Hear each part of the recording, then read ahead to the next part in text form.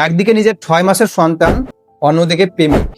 একজন মা যখন সন্তান আর প্রেমিকের মধ্যে প্রেমিককেই বেছে নিলেন, তখন নিজের সন্তানের সঙ্গে যেটা ঘটলো সেটা বিশ্বাস করাও কঠিন। ঘটনাটা উত্তরপ্রদেশ মিরাটের। মেয়েটির স্বামী ইমরান কাজের জন্য পাঞ্জাবে থাকতেন। এরই মধ্যে ইনস্টাগ্রামে বিশাল নামের এই ছেলের সঙ্গে পরিচয় হয় শাবানা।